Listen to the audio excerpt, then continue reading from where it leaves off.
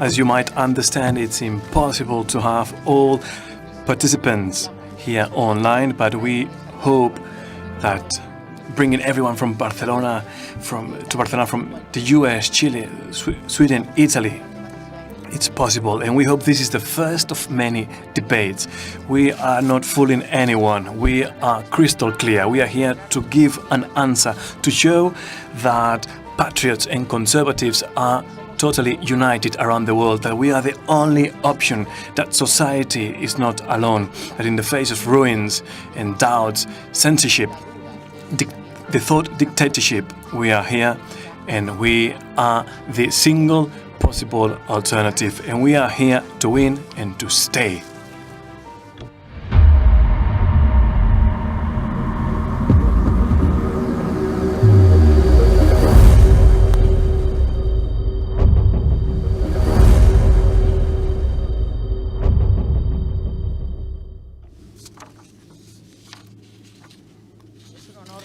It's an honor to be here with this exceptional colleagues. First, Giorgia Meloni, President of Fratelli d'Italia and President of the ECR party. Thank you, Giorgia, for this huge effort, and congratulations on your birthday. Secondly, Santiago Abascal, President of Vox and leader of the Conservative forces in Spain. Thank you very much for being here today with us. Thank you. Well, welcome, and thank you everyone for being here today. We have a debate with our two star guests, and then other panelists joining us online. We have 3 blocks for debate today. First, globalism versus patriotism, then the future of Europe, and then the migration crisis. At the end, we will give some time to the Q&As with our press that is following this event.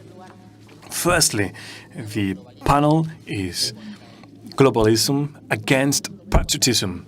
Well, you already know about this, but Facebook, Twitter, Apple, Google, YouTube, I can continue, WhatsApp, TikTok, Instagram, Comcast, Twitch. I might leave some, but companies controlling 98% of social media that are used in the West have suspended, in a coordinated manner, all public and private communications of the President of the United States, Donald Trump. In parallel, American Express and Deutsche Bank have announced that they cancel all businesses with Donald Trump and their businesses. If they were able to cancel the presence of Donald Trump, the most important political leader, what can they do with any other person, with the president of any nation, with a mayor, or with any fellow countryman? And of course, let alone the risks of this global censorship. How far does the power concentration go? What can patriots do? What can nations do to defend their sovereignty in the light of this unprecedented attack, Georgia?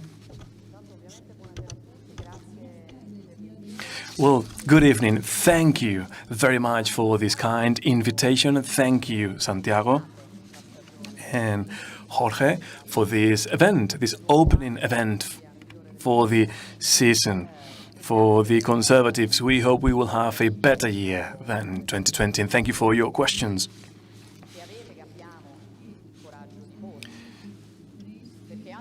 That you have, and we have, the courage to ask ourselves. Others have easy answers, and we don't. Being conservatives is all about asking ourselves questions, because when you are aware of your identity, when you're not afraid, you're never afraid of answering, and that's the problem that we face currently. Just a little break. I will then answer. That's the current problem. Current issues are not debated thoroughly, and we need a thorough debate. We need seriousness when it comes to immigration. Well, this is a problem that we can't solve. Is either being a racist or everything that is against the racism. And we need to delve into this issue. We should distinguish between refugees to irregular migrants. There is no room for this. Like, there's no space for family or the gender issue. There are no spaces for these issues, which are essential, because there is no answer. And why? Unfortunately, someone has a problem when it comes to providing answers. So who's in favor of globalist theories and can tell the truth and is submitted to a power system that is too powerful for them, because you can't fight against it, and is somehow pushed by the system and looks for individual objectives and is focusing on some ideas, while this person, since they can tell the truth, they would accuse the opponent. Because if you can't sell yourself, try to undersell your opponent. And well, in the US, to answer your question, that's what's happening in the US. When in Italy, after what we saw at the Capitol, when in Italy, it was said that Trump was described as, well, remember, he was voted by 75 million people. It's the first time that an exiting president has more votes than the former president. And well, for me, this is all about respect. I respect democracy. Well, the day after the storming of Capitol, I fully condemned all sorts of violence. And I like to say that also here. Violence is inferiority. And I don't believe in those people who use violence to defend their ideas. Well, when Trump was described as a psychopath, I started to wonder. We're talking about the first world power, living an exiting president, a governor of a nation, and we have strong relations with this nation. And the day before, well, in Italy, we have a president still today called Conte. He's here today, maybe gone tomorrow. Is his second government, and when Trump tweeted, "I want to keep working with Giuseppe Conte," this was considered as an endorsement. But well, on that basis, we saw that Facebook, Twitter, and all the big corporations that you mentioned, they silenced him. They could say the problem was what happened in Capitol, but we know it's not true. Before the electoral campaign, we saw these big corporations and big tech allowing themselves to criticize or to silence tweets from the President of the United States of America. And we're talking about private corporations which are publicly listed in the stock market. And well, is this right and democratic that while we provide rules to our traditional media so that everyone has freedom of speech, which is this a mainstay of our civilization, and then we allow these private companies to criticize these tweets without hindering that, and we will need to stop this. And this was happening before Trump, and this is no illusion. What we saw in the U.S. before the Capitol will also happen in Italy, in Spain, in Europe, when our opponents, since they will have no more arguments for our thesis, they could only resort to muting us. So from answering, we need to shut up. And the left used to tell us that we had to believe in, well, maybe not sharing your ideas, but I could die so that you have freedom of speech. Now the left is saying, I don't share your ideas, but I'll do my best to ensure that you can express yourself. And if possible, we'll try that you disappear. And the Polish government has issued a law, and our dear friends have drafted a bill whereby they will sanction any social media censorship contents that are not against the Polish law. And I think this is a very interesting law for all European conservatives. We should think about it also. There is an online tribunal to assess and defend the freedom, which is a cornerstone of our civilization. Well, firstly, I'd like to thank the ECR and the European Conservatives and Reformists Party for organizing this event from Barcelona today, but also connecting with friends, everywhere around the world, with Swedish friends, Chilean friends, and for me, it's an honor to share this studio with Georgia on her birthday, and well, she's a very important voice in the future of Italy and Europe. Thank you, Georgia, for being here today with us in Barcelona. Very briefly, I'd like to say that what happened in the U.S. didn't start it with the Capitol assault. Firstly, the U.S. elections have confirmed the cultural defeat of the Democratic Party after demonizing not just the president, but also the voters, 75 million. And therefore, Donald Trump is the most voted president in the history of the U.S. And this is sad news for the West, as today the U.S. is a deeply divided country. But we need to think when this started and when violence came in.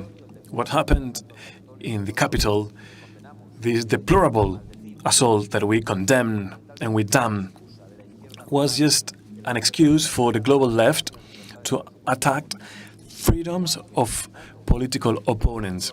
Same with George Floyd's assassination was an excuse to stir violence against the U.S. government, despite happening in a Democrat city. It was an excuse for the Antifa groups, which are terrorists group, and for the Black Lives Matter to also use violence and initiate this wave of terror, looting, demonization, in order to scare the opponent and to alter the electoral result, which many think is the result of a massive fraud. We have no evidence, but we are concerned that a part of the U.S. electorate think that elections were not clean. And basically what happened at the Capitol was an excuse to start a global totalitarianism wave where a series of billionaires, leftist billionaires, took off their masks and decided to censor 75 million of Americans in a clear message to the world. Because this is not about Donald Trump being silenced, but also it's just Donald Trump is their voters, and in the rest of the world, many of us won't be able to speak if we don't agree with the globalist agenda. And that's what's very bad, that just a group of companies will steer the future of the world. And there will be judges deciding between the truth and the untruth. And then we'll have the killers of freedom of expression. I think that with this practice that bound and gagged the U.S. president, they were trying to seed terror in the US and in the world. And this just shows the fear of the globalist and of the left, because they perceive that the future doesn't belong to them and that it belongs to patriots. And I think their reaction was a Hail Mary at a moment where Donald Trump was ceasing to be a president, and yet they just showed their hatred and their impotence, even though they are very strong now. But they just shown that they are powerless, and I'm sure they will be defeated, and then they won't stop freedom in the US or elsewhere in the world. And well, just to talk about the US elections, we also have Ted Bromont, the liaison for the Heritage Foundation. Good afternoon and thank you. Good evening and thank you for being here, Mr. Bromont. Joe Biden promised that in the first 100 days he will overturn the fight against illegal migration policies of Trump, the gender policies. He will rejoin the Paris Agreement. He will have trade agreements with China again. He will go back to multilateralism, and he will overturn all executive orders by Trump. In the last few days, we've seen on the social media this idea of cleaning Trumpism and about creating a commission of truth. And we know they're talking about the Ministry of Truth as per Orwell's 1984. Now that Democrats are in both houses, do you think that it is possible to revert all the conservative agenda by Trump, and which are the implications in the US policy and in the European policy? No, I don't think it's possible to overturn all of the conservative agenda in the United States. Our viewers in Europe, and may I say how glad and honored I am to have a chance to speak to the ECR, which does so much for freedom, patriotism, and democracy in Europe, and with whom the Heritage Foundation has had a long and happy relationship. I should remind our visitors in Europe that the United States is a federal union, and it's very important that the states have separate and independent powers from the federal government. They have their own areas of responsibility. I'm not denying, of course, that the federal government is very big, too big from my point of view, very powerful and very important. But so much of the conservative agenda in the United States is based at the local and the state level. And so while I don't want to underestimate the damage the left can do on the national level, it can do an awful lot. Conservatism in the United States, I think, has deeper or safer roots than it does in Europe, simply because the US is a federal union in a way that so many European states are not.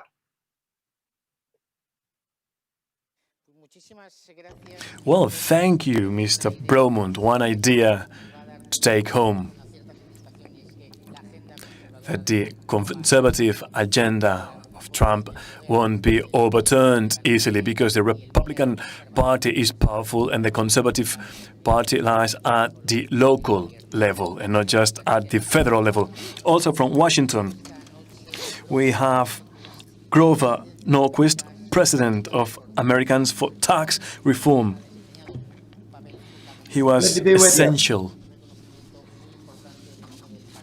in the Republican Party in the US as a liaison between the White House and the power structure.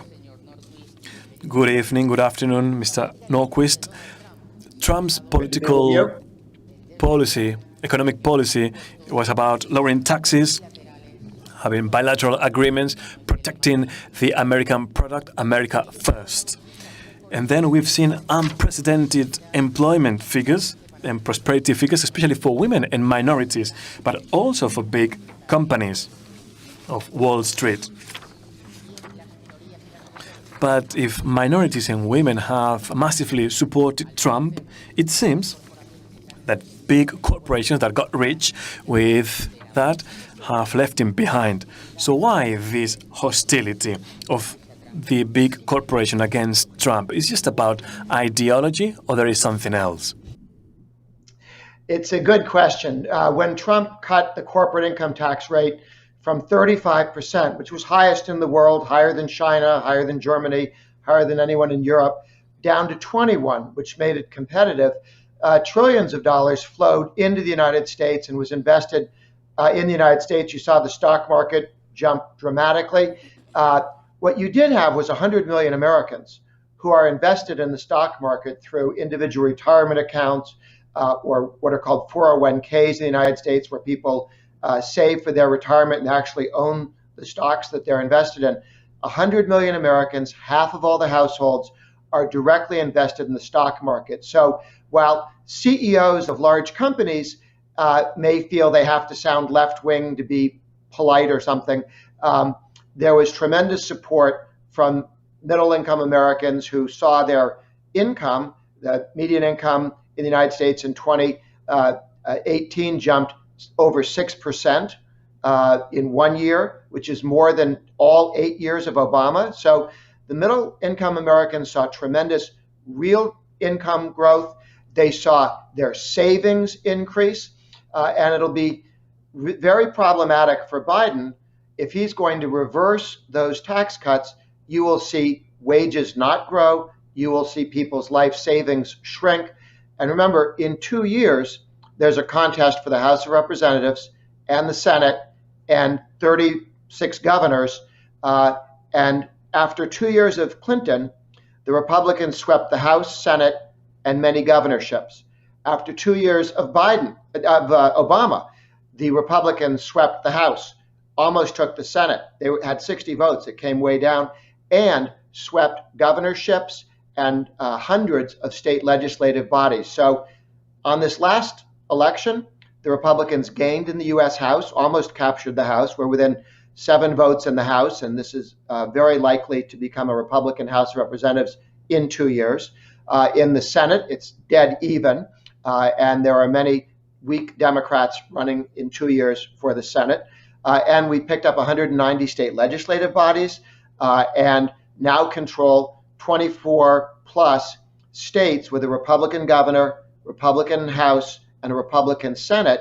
So Republican governance got a strong boost and support in this last election.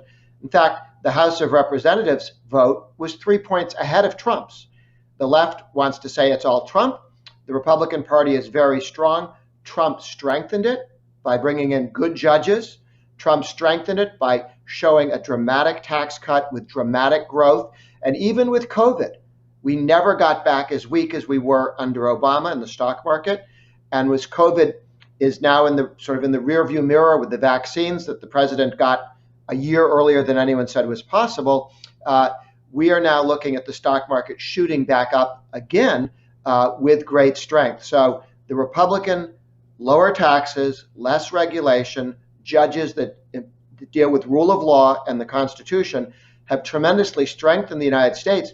And the Republican Party is extremely strong, which is why the Democrats are talking about changing the rules about how you run an election, who gets to speak. If they were winning, they wouldn't be trying to shut down speech, but they're not. I understand, Mr. Norquist, that the big CEOs of the big corporations want high taxes. They don't want fair judges, and they don't want the rule of law in the U.S. Well, certainly a number of companies like to keep their competitors from growing. When COVID came, a lot of governors shut down small restaurants and small stores. And the large Walmart didn't get shut down, Target didn't get shut down, some of the large companies didn't.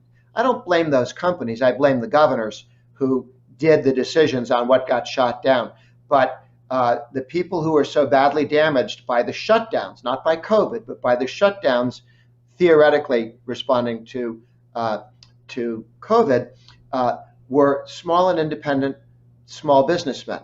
And the Democrats know that about 3/4 of small businessmen and women are Republicans, so they don't care about destroying those jobs and those businesses. And that's been a real challenge. The larger companies have been more left alone, the smaller companies damaged. This COVID has been very bad for entrepreneurs in the United States.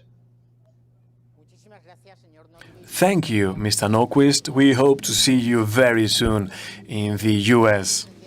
Well, we have cities on fire, broken windows, destroyed monuments, dozens of dead people, which are being ignored. And we've seen the left bending the knee in a physical way.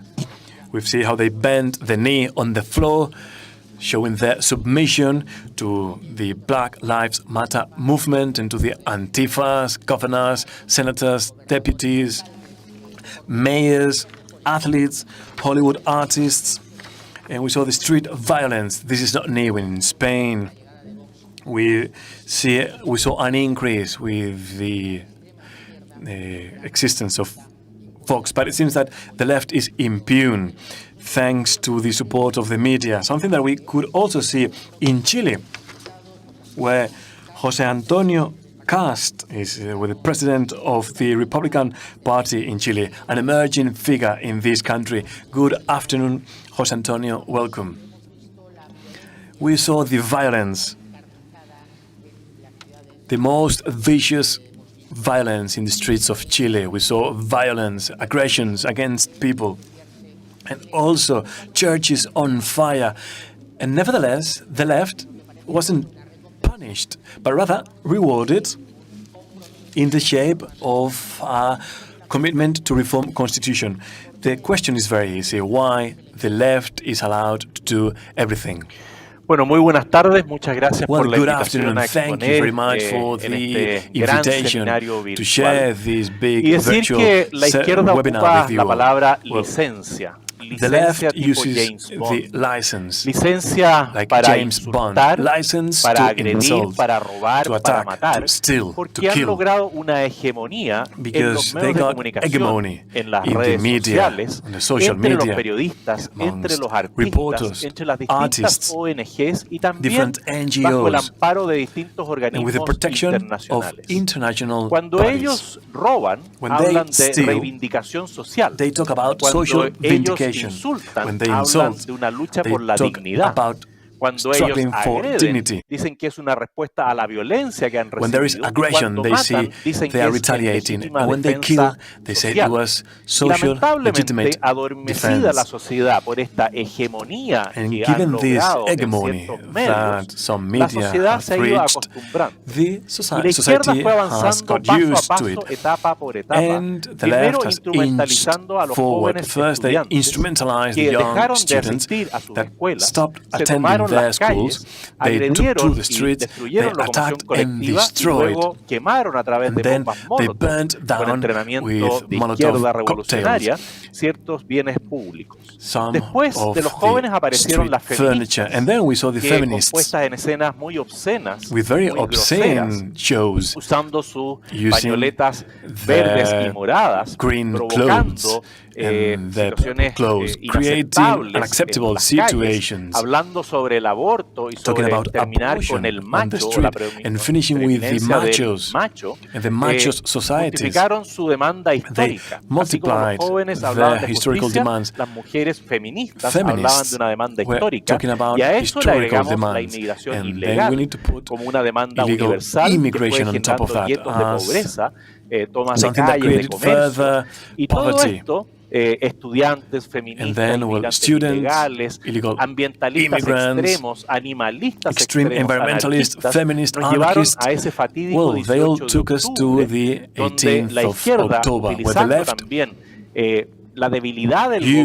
gobierno the por weakness haber hecho of the falsas government promesas que no se with their cumplieron en el false tiempo, promises, arrasaron con todo, and they incendiando did como away tú with decías everything. iglesias, They burned saqueando down churches, comercios, they looted intentando businesses, derrocar al they tried gobierno. to turn Y frente a down esta the government. licencia para And agredir, para matar, para with insultar, this license to nosotros kill, lo que to estamos haciendo en insult, Chile, al igual que ustedes en well, España, against con this, Vox, what we're trying to do in estamos Chile, as you in levantando Spain la with Vox, palabra rebelión. we are using Pero the no word rebelión rebellion, como la revolución marxista but not con as las a armas, Marxist sino la revolution with rebelión del arms, but sentido común. the Porque rebellion son of miles, common millones sense. de We are hombres y talking about mujeres en Chile, millions al igual of que en España, men que and quieren women in paz y Chile and in tranquilidad Spain y looking vivir for con sus peace familias, and calm, al alero de un so that Estado they de can derecho. live with their families Y hoy, in a rule of al law. igual que ustedes, decimos que And es today, la hora like de you, we alzar say la it's voz, high time de ocupar we los speak distintos out. espacios We y dar la use lucha different de igual spaces a igual. and we En las redes sociales, wage ustedes mencionaban war todo el on uso de las equal redes sociales, footing, que and also the antes estaba use of social también media, bajo la hegemonía de la which was izquierda. under Hoy día the hemos hegemony of the recuperado left. Now espacios we got back en some Twitter, en spaces on Facebook, Twitter, en Instagram, Facebook, en TikTok, Instagram, en YouTube, TikTok, para YouTube, comunicar so that más we allá de can los medios de communicate comunicación tradicionales cuáles beyond son the nuestros traditional principios y valores. elements. También We hemos can ido communicate recuperando our espacios values. para Also, we nuestros got back voceros some en los medios de spaces comunicación, y hoy día for our tenemos personas que levantan spokespeople la in voz our en distintos media. medios de And now we have comunicación people desde el sentido speaking común. out Y las from calles the también, common paso a sense paso, perspective. la And hemos ido also on the recuperando street, con we got nuestro back the símbolo street patrio, que lo with tenemos aquí. Al our igual que la bandera national de symbol. España, la bandera de Chile ha comenzado The a Chilean flamear, flag al igual que started la waving, bandera like in americana. Spain, Y also la with única the manera American de flag. ganar And the es only dar way la to win batalla, is no to retirarse en silencio. battle, Y eso lo estamos haciendo not en to Chile. keep Si silent. nos And that's cierran what una we're cuenta doing de in Chile. Twitter, If they abrimos close otra. our Si Twitter nos sacan un account, we vocero de open un another medio de one. comunicación, If mandamos they a mute otro. one of our Si nos sacan de una spokespeople, calle, we nos take tomamos another one. If we otra, take, en el buen if we are sentido de taken la away from palabra. one street, we Parece take another imposible, street. pero It se seems puede. impossible, Lo but único we que can. no hay que perder la fuerza, But we shouldn't la lose mística our ni la strength esperanza. Porque nor el the sentido hope, común y la because verdad common son sense and nuestros truth aliados. are our Y desde allies. esa posición del And from sentido común y that la verdad, position, vamos a ir recuperando we paso will a paso a esas personas que se increasingly vieron get violentadas back por esa izquierda those que se people fue who were tomando los violently espacios que attacked nosotros by the left abandonamos. and Así that que para nosotros took es muy spaces that we importante el ejemplo que left ustedes dan en behind. So España, for lo que us se it's está very haciendo en important Italia, your y example lo que in también Spain, nos in comentaban Italy, recién de cómo se and ganaron also espacios more recently democráticamente how en Estados Unidos Spain, para how some recuperar spaces los espacios were que recovered momentáneamente democratically se pueden haber in the perdido. US. Thank you for your kind words. We hope you're the best in Chile. And make sure that in Spain we think about you. I like to remind the Madrid Charter, promoted by Mr. Abascal and signed by Ms. Meloni, to go against the cartel of Puebla, who goes against freedom. A clear question to Georgia and Santiago. The future from globalists or from patriots, Georgia?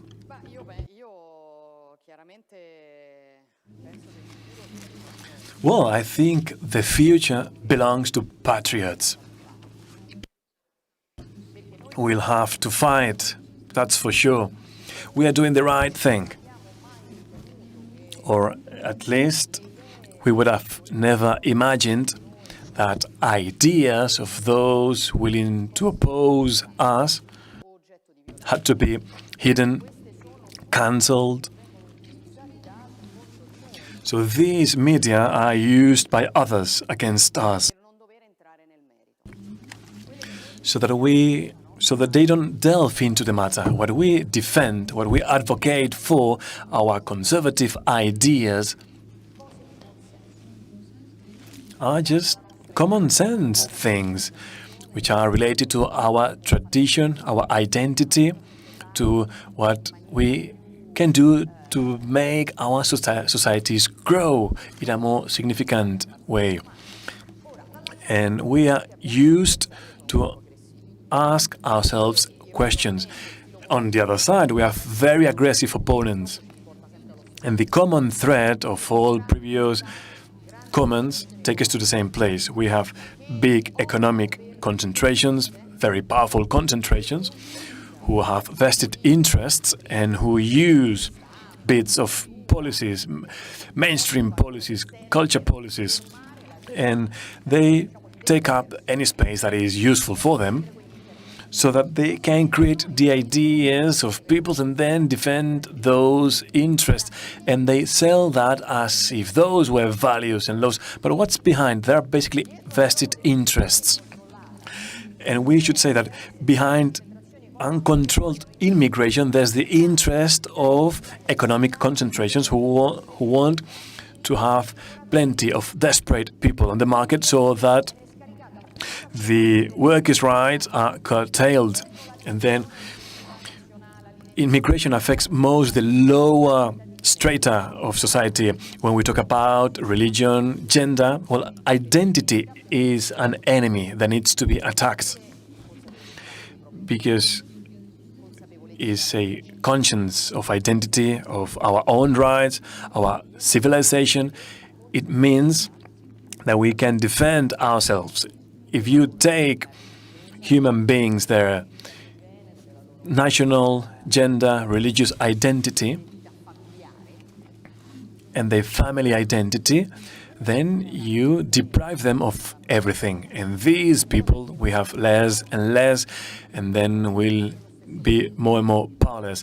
And then you will have a number to which you can always sell the same product. The play of conservatives is to defend what is small. When we talk about tradition, small and big. As Scruton would say, big values, small things, defending your traditions. Behind tradition, we have our hands, the real economy, small companies. There are people. If you take this away, there's just a number, father one, father two. In Italy, during the current government crisis, we were saying father one, mother two, instead of using the names. And then with immigration, we are revising this. Is this useful? Well, mind you, when immigration is not compatible with society, then it's not interested. Did you realize that there are millions of Venezuelans starving? But I haven't read about any priest of this talking about helping these people, because they are not functional for the structuring our society, and therefore we need to look for opposed cultures. Why Europe doesn't recognize the Christian roots in their constitutions, and they deprive us of our Christian identity and allows that whole neighborhoods impose Sharia law. Well, it's all part of the same project, and it's obvious. Can we win? Yes. But we need to be able to create instruments, because our ideas are that these powers are very strong, but the strongest powers of all in democracy is the people. So when the people is on our side and supports us in Italy, well, most of Italians is on our side. That's why we can't speak. And when we talk to the population and we explain things, we can easily win. But we need to build instruments and tools with a strong link within us.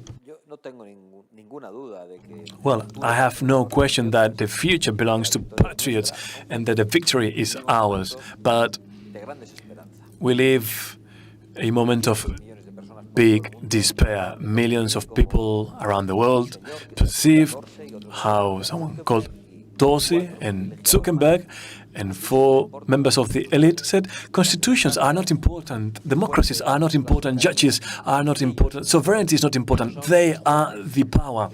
They are the judges ruling over what's good and bad, and we need to obey. And I perceived this in some previous conversations with some of the people around us here at the studio.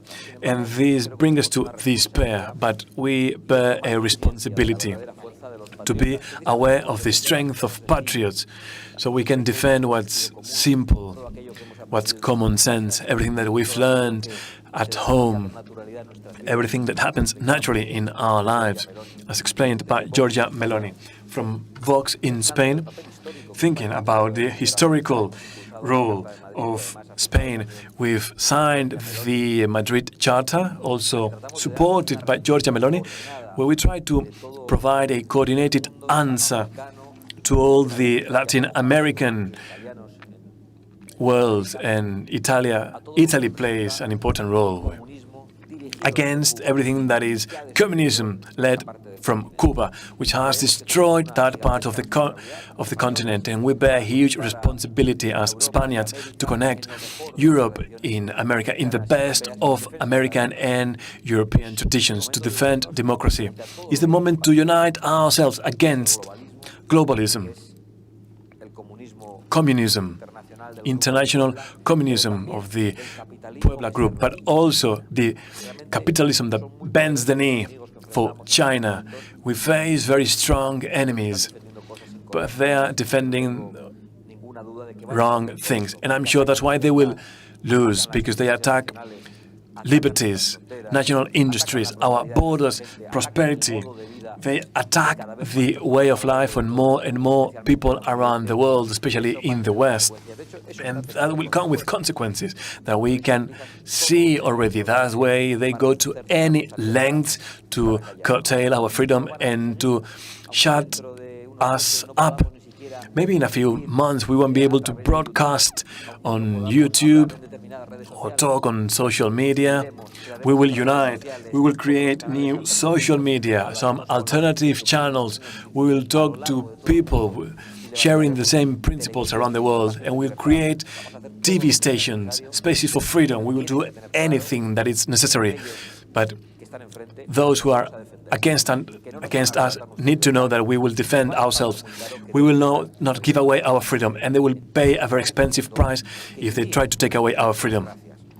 And from us and from anyone living in liberties, in the rule of law, they won't be able to finish with the best that we've reached as men and women in most regions around the world.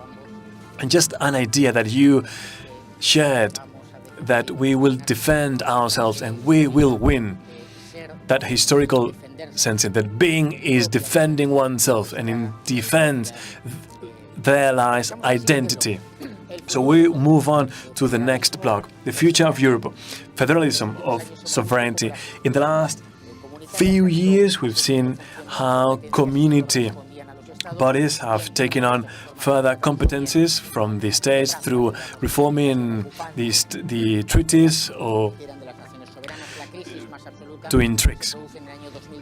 The biggest of crises in 2016 with a big member state, the UK, decides to leave the EU with the Brexit. But we are seeing the same in the European Parliament with the assault on nations such as Hungary or Slovakia.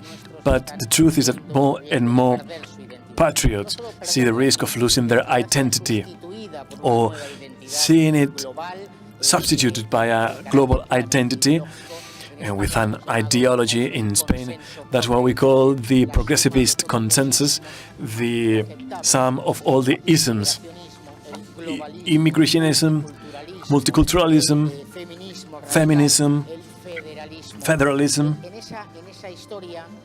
In that story, well, we have a leading expert, Mattias Karlsson, former president of the Swedish Democratic Party, now a national deputy member. And God willing, according to the polls, this will be the first Swedish party. Good evening, Mattias. It's a pleasure to have you. The Swedish Democrats are pioneers in this battle against the Europeist consensus of doing away with nations. Is this the way forward, or do we have another alternative? Is this viable? Can we change the European Union? Thank you very much. And let me start by saying how deeply honored I am to be invited to this very important conference, and also how honored I am to be able to given the opportunity to speak in such a distinguished company. I was asked to give my perspective on what the conservative movement and the patriotic movement needs to do in the future, need to be able to secure a victory over the forces that we are fighting. I think in many ways these forces are this one and the same.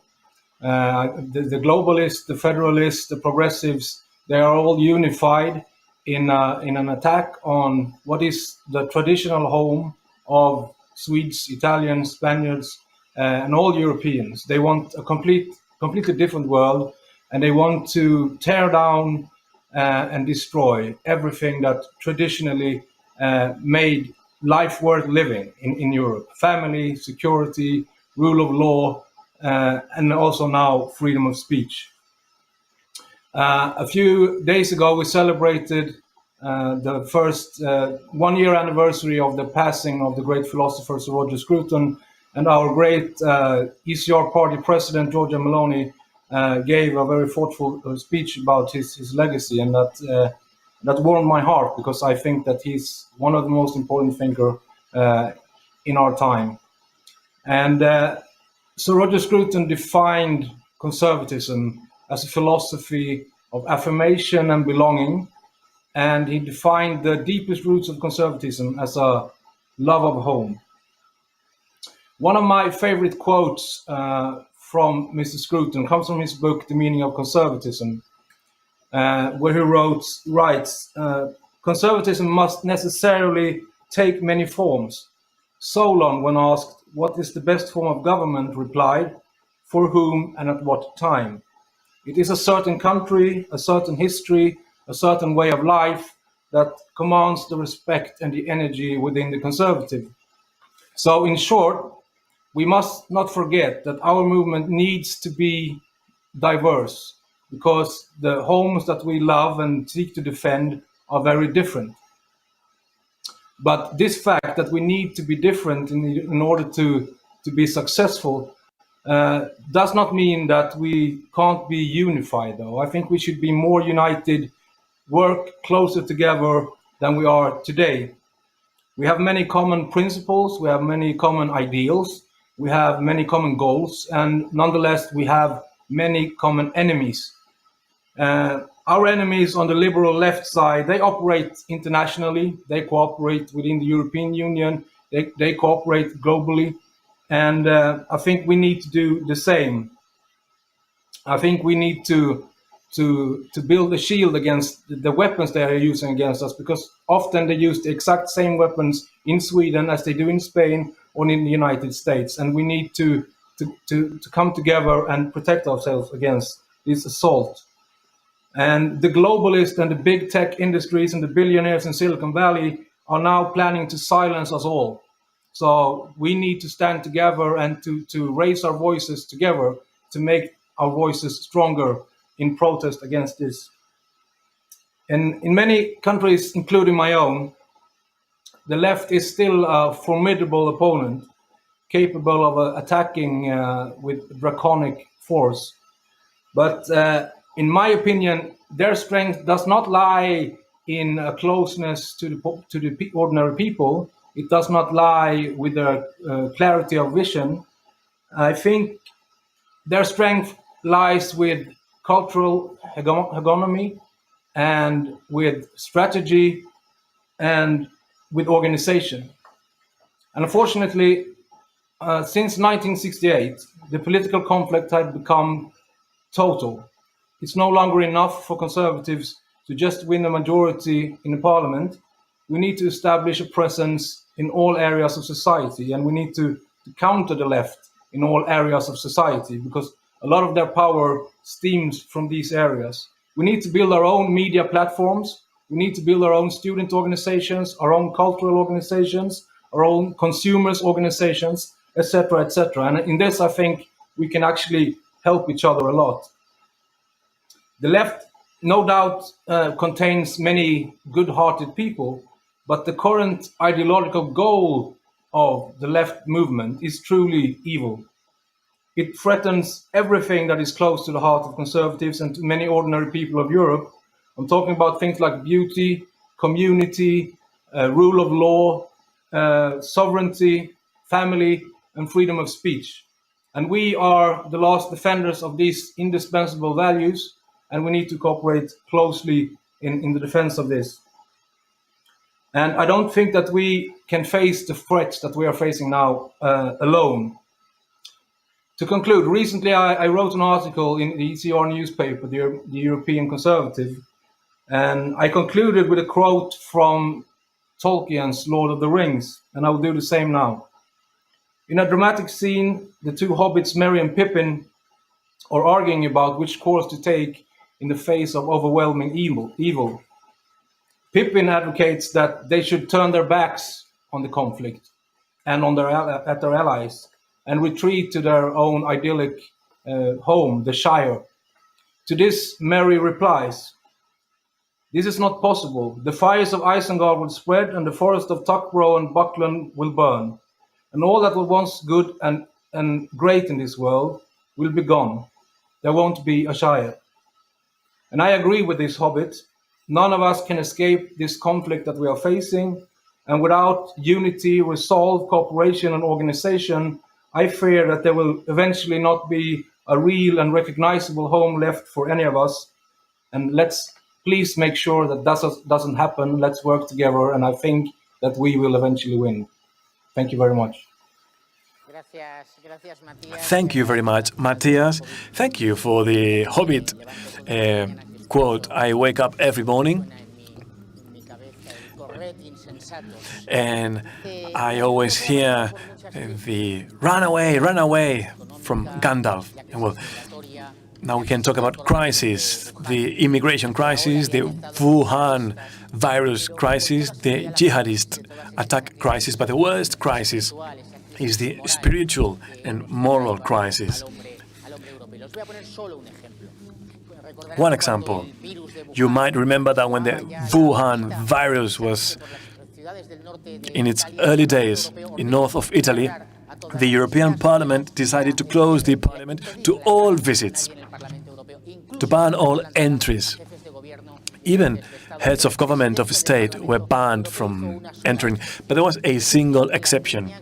They allowed the kid Greta Thunberg to go on a Thursday to share a little speech on the wonderful climate change. A kid above heads of state, heads of government, and above those democratically elected. And this universal crisis, this spiritual crisis is here. And I'd like to ask Georgia and Santiago whether they could explain to our audience what type of Europe are we looking for? What is the European Union we are willing to defend, to reform, to conserve and to promote?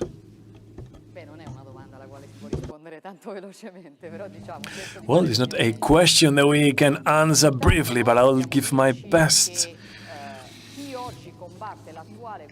We must say that who is against the European construction is a true Europeist, and those defending is the enemy of Europe as a civilization, as a possibility of being a giant in the history of our time.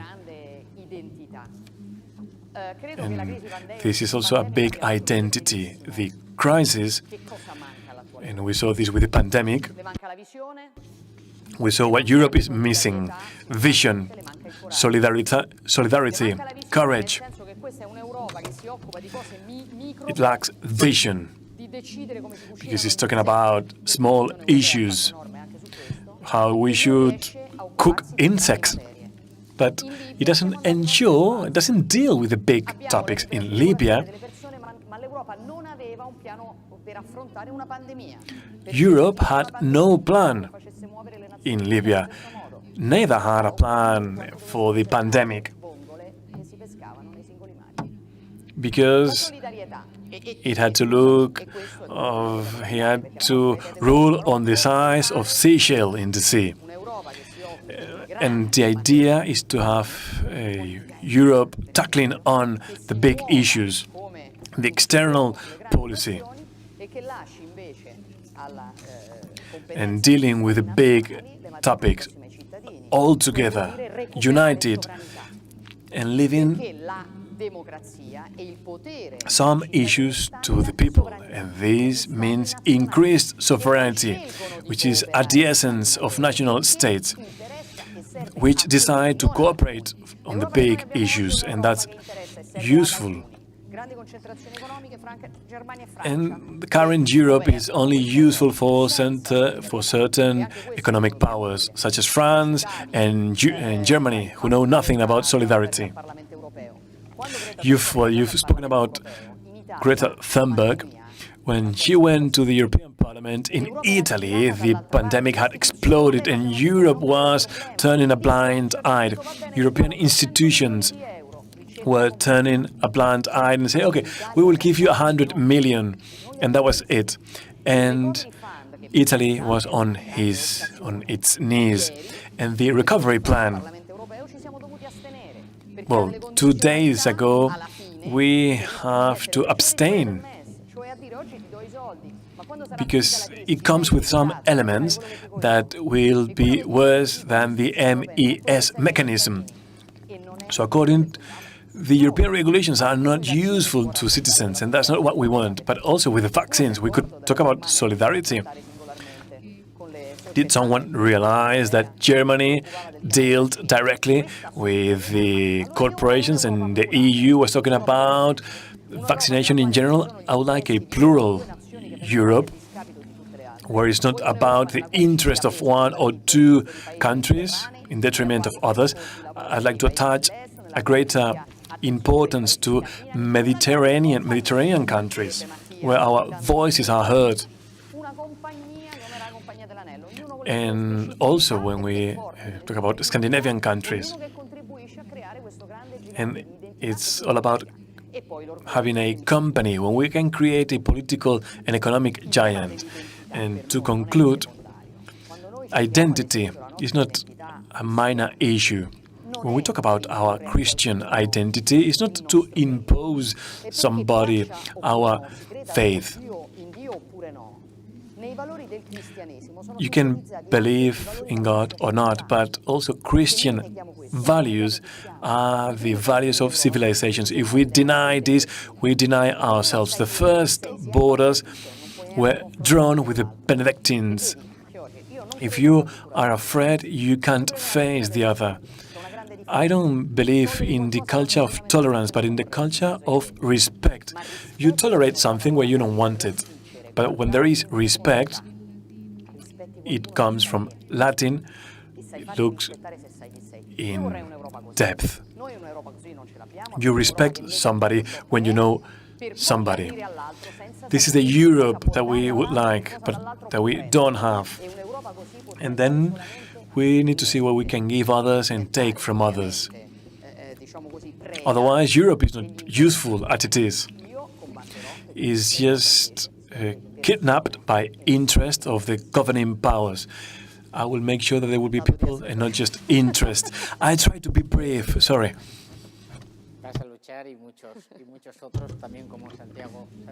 Also Santiago, Matthias Carlson said something very interesting.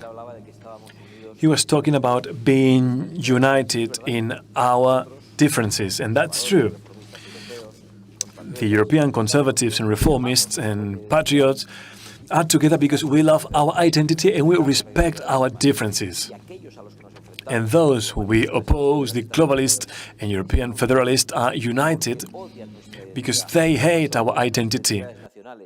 Not just our identity, national identity, our common identity, our Christian identity. And also because they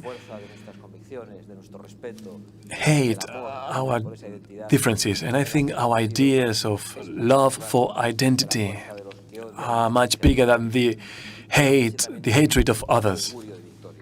And this bodes well for our victory. And this is the place to say it. We can't debate about Europe. There is no debate, as Georgia said. When you come up with a different Europe to that of the bureaucrats in Europe, you are disqualified. You say you are Eurosceptic, Europhile, even though Vox has never talked about leaving the Euro or the EU. We've been called all sorts of things. And precisely because we defend Europe, and everyone calling us Europhiles are those who are destroying the European identity, who are attacking the sovereignty of Poland, Hungary, who wanted to condemn us to accept those who they called refugees, and who went after the Islamic State consolidated in Iraq and Syria, when we had this huge wave of immigration from people who had nothing to do with refugees from those countries. And some European countries told us we had to accept them in our countries, as we saw with some boat people in Italy and also in Spain, because the Spanish president jumped on the bandwagon of accepting illegal immigrants.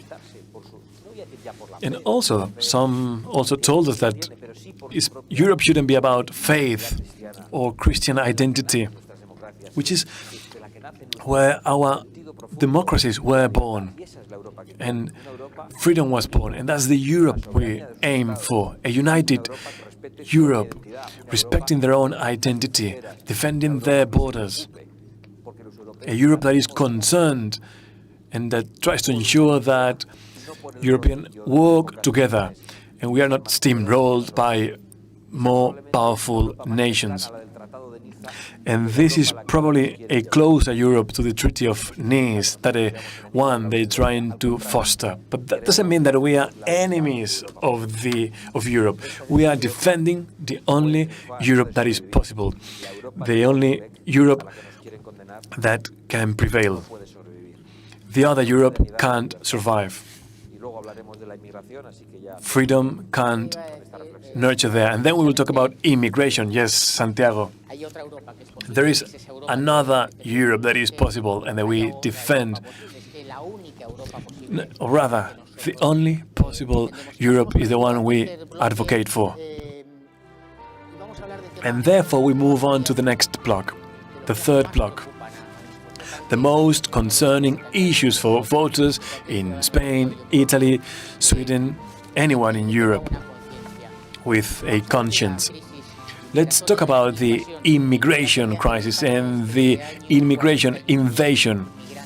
In Spain, we have 41,000 illegal immigrants. In the Canary Islands, we saw an increase of 750 of illegal immigrants. In the whole of Europe, with the global lockdown, we let 124,000 illegal immigrants coming. We're talking about military-age males crossing our borders, compromising the security of our neighbors' streets and our own identity.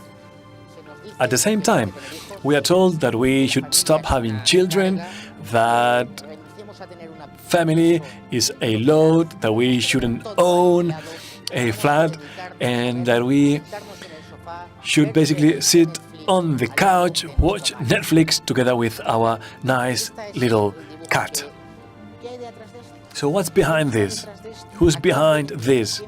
Who's benefiting from this? From these campaigns as well? And above all, what for? What's the idea?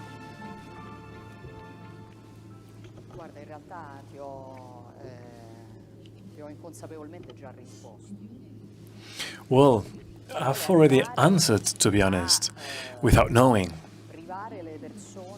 The aim is to deprive people of their right, of their stability, their roots, their relations.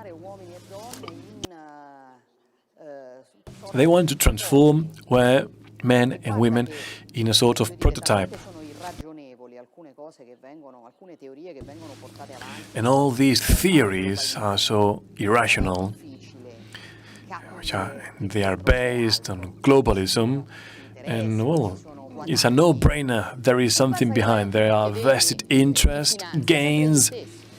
And you were talking about who's funding this. It's always the same usual suspects, the ones funding the Mediterranean NGOs. Also those funding the campaigns for the independence of Catalonia. Divide and conquer. We're talking about the minimum identity of the people.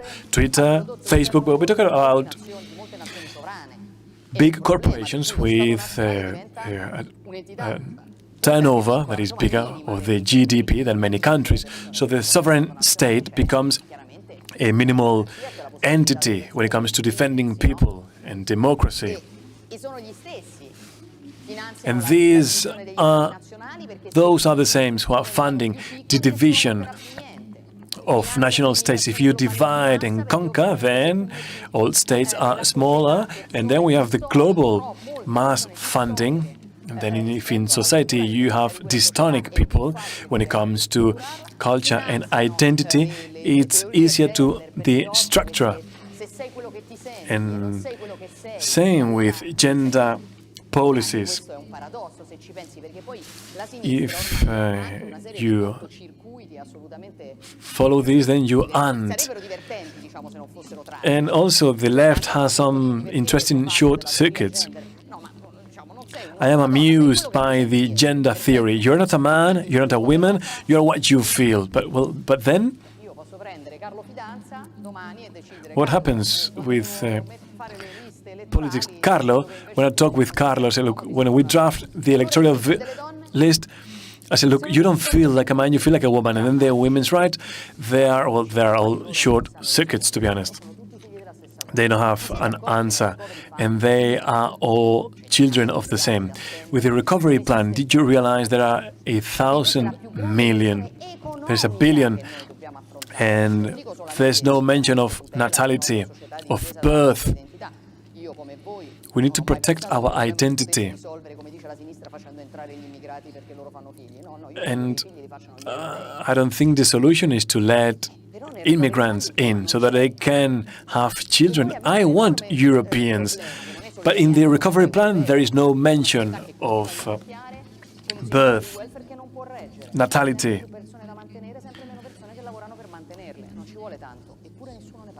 We just have welfare for these people.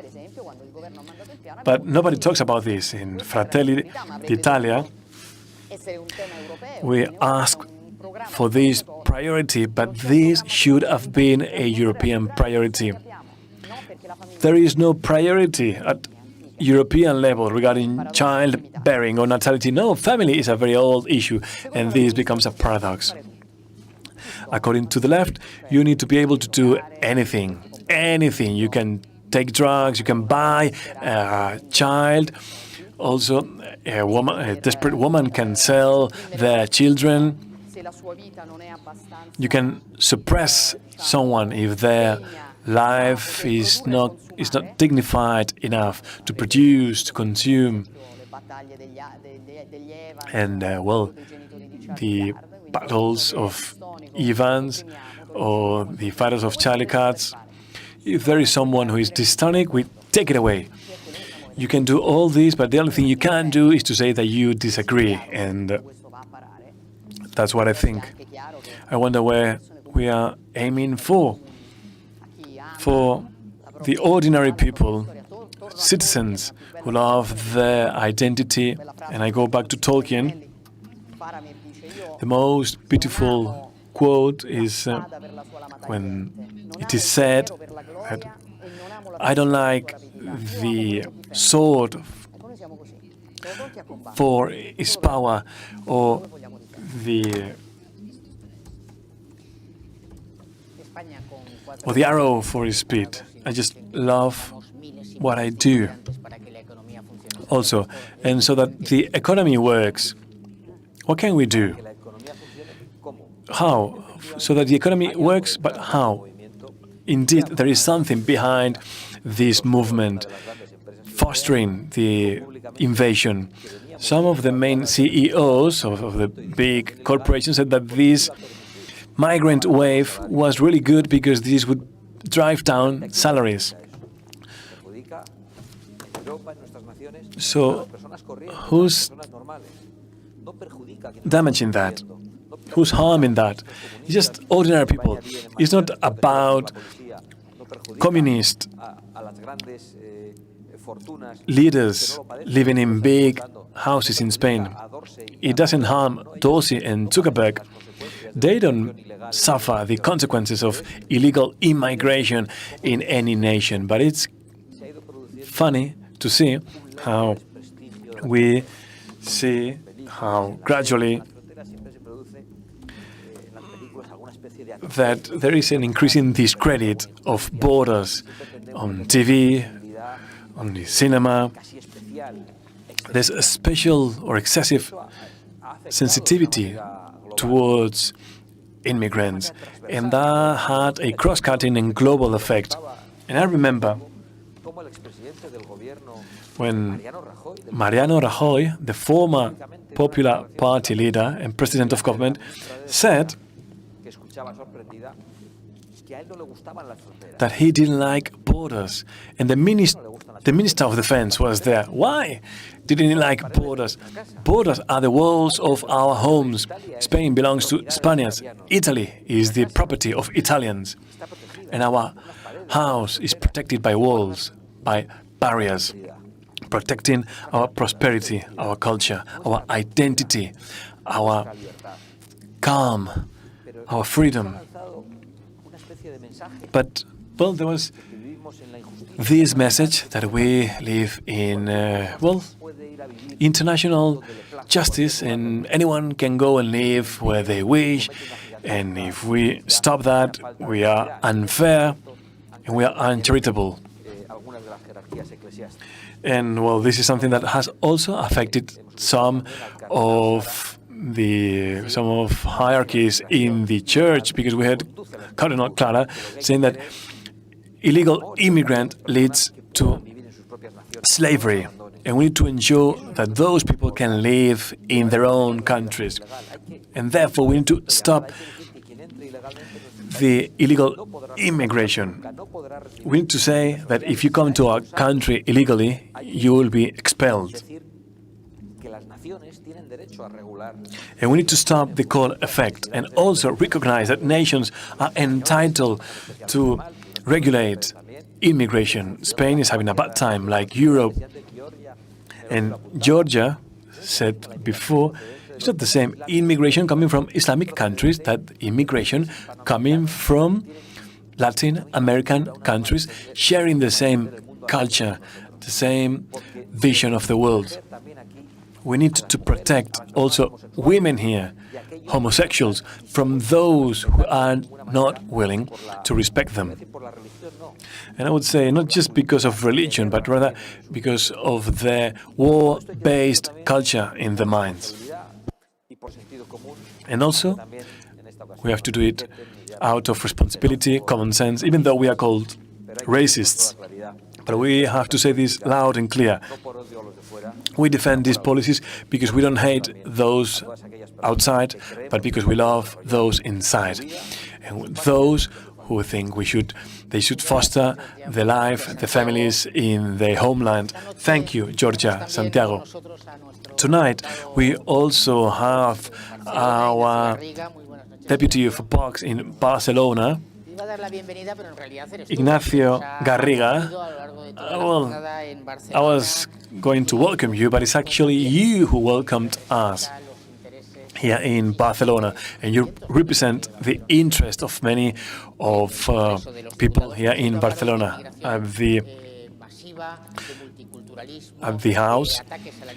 We've spoken about the thought dictatorship, big corporations, liberties, but we see that there are attacks on the nation, as Georgia said, about dividing and conquering through regional identities, separatisms, independentist movements. A question, I know it's not an easy one. Is there a common bond between this globalism and secessionism, independentism, attacking nations such as Spain, but also others? Of course, Jorge. I'm sure that in Spain we are suffering a double attack from globalism and independentism, and both have a clear objective: to deprive us all as Está claro Spaniards que of frente a ellos, sovereignty. a Vox, It's clear tienen muy claro that que la batalla la Vox vamos a dar de frente, y por is otro lado there, encontramos cómo and we are esta ready to izquierda está battle, dispuesta and then we see how the a la left unidad de la nación, is happy con to la misma sell soberanía the con tal de mantenerse en el unity poder. of Y por otro nation lado, just to encontramos remain también sus in partidos power, bien and intencionados then we que see defenden la those unidad nacional, pero que, sin well-intended embargo, están dispuestos parties a defending entregar la soberanía nacional national identity, but they are willing to give it away to supranational parties. y vemos a diario It's clear, and we see every day how these elites, these European oligarchs have a clear will to fund this invasion on the European continent, and how these elites are also funding clearly al separatismo, como bien decía, independentism para generar confrontación. to divide us, to create confrontation and hatred. And those same elites, through this immigration Que sabemos invasion, impose this false multiculturalism that is failed in Europe, convertir barrios antes that is seguros, turning donde los vecinos formerly vivían en paz, safe donde se neighborhoods adelante, en zonas auténticas into de delincuencia y de inseguridad. Por tanto, está claro que el futuro pasa neighborhoods which are ripe with crime. So it's all about being a patriot and defending our nation. And Fox will be there all out. Thank you, Ignacio. And well, we know that unfortunately that Catalonia and Barcelona have become a big metaphor of everything we don't want for our land, our neighborhoods and cities. And it's time to close. But before we bid farewell, well, we now move on to something that was very important before, and there's now we have questions from the media. We had questions from 20 different media outlets, and I have some questions that will be just reduced to 2 for Georgia, 2 for Santiago. Easy questions, don't worry, like all the questions from the media. So the first question for Georgia. Italy has been devastated by immigration. Which measures would you take if you were in government? How would you stop this massive entrance of migrants? Well, I think that immigration in Italy is also a European issue, and it shouldn't be just resolved in Europe like the Italian government did in Europe. The last von der Leyen plan shows that what Italy didn't understand is that the other countries are not willing to share out the migrants that we let in without stopping in Italy, and that the EU wants to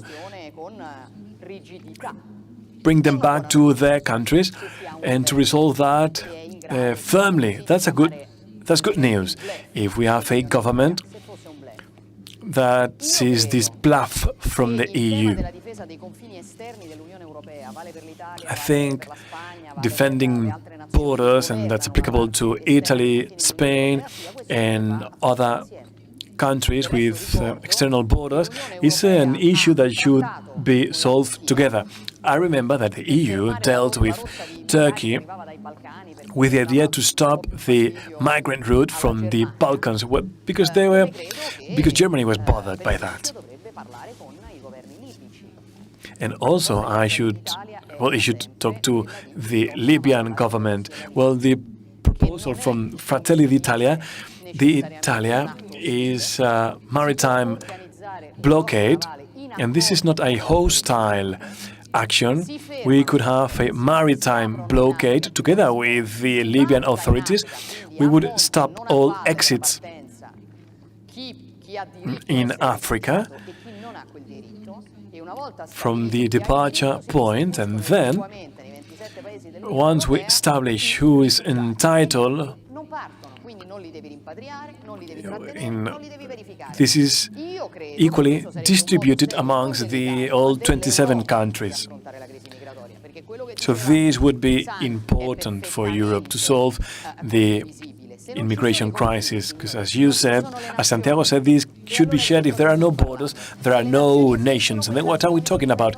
If nations exist, these are defended with borders. Irregular immigration is not a right. It's tried to be, some try to sell it as such, but it's not the case. So if you come illegally, we have the right to create norms so that you go back to your country. In Italy, in the last few years, we projected a very sad image. So we give priority to those coming illegally, and we prevent those coming legally to come. So even during the pandemic, Italians were locked down in their own homes. If you left, there would be this drone controlling you. But then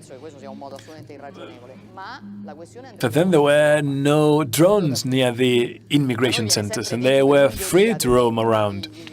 In Italy, we say that sovereignist and Poles don't want to tackle immigration with us. When I met Urban, I show a letter from Gentiloni, the president, saying that we shouldn't host illegal immigrants.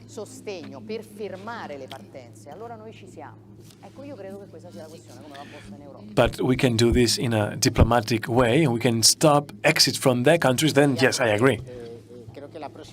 Well, I think the next press conference for the political committee from Vox, I will take Georgia so that I can see that the maritime blockade of Vox is perfectly legal and admissible, and this should be a European-wide policy, because reporters in Europe say that we are calling for something extraordinary. Okay, Santiago, a question. If as those who are against the globalist agenda are muted, how they can ensure that the future is theirs? You think that the fall of Trump will anticipate the defeat of other conservative countries or other parties in Europe, or will be a new dawn for these countries? I think the attack against the freedom of speech is not anticipating any defeat of patriots and those who believe in sovereignty, or rather is anticipating our big victory, because we found their weak spot. They've been vicious in bounding and gagging some leaders, and I am positive and calm. But I also know that we need to work together and to coordinate so that we can create channels where we can express ourselves freely, so that liberticides are hindered, so that billionaires who think they own the countries, that they will pay a very expensive price, because already some countries are legislating against their attacks against freedom of expression. Such is the case of Poland. I think this is the way, and also we should create alternative channels. Georgia, another question. This one is easy, and you know the answer.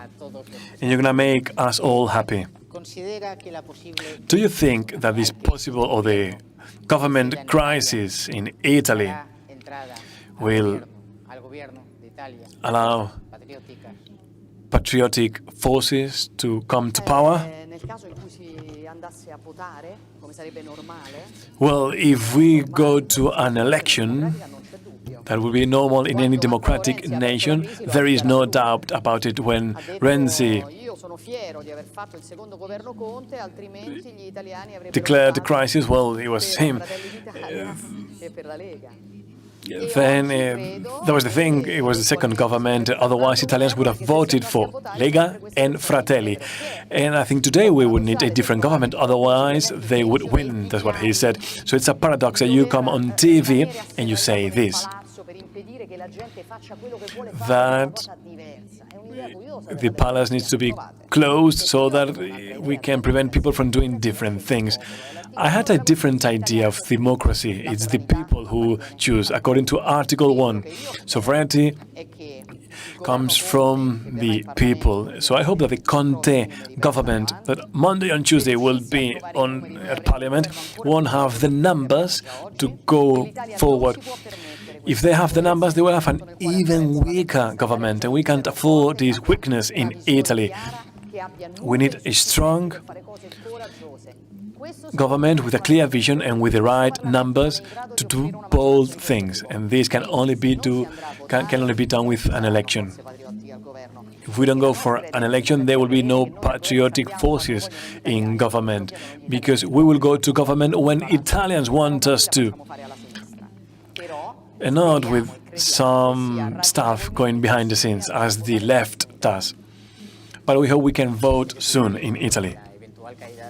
Well, the possible fall of Trump, well, this might not affect other governments or might unite other countries. Last question from Santiago.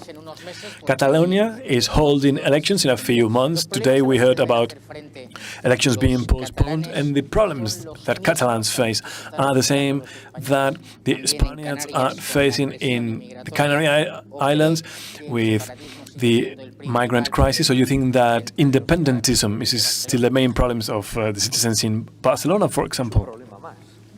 Well, it's a further problem.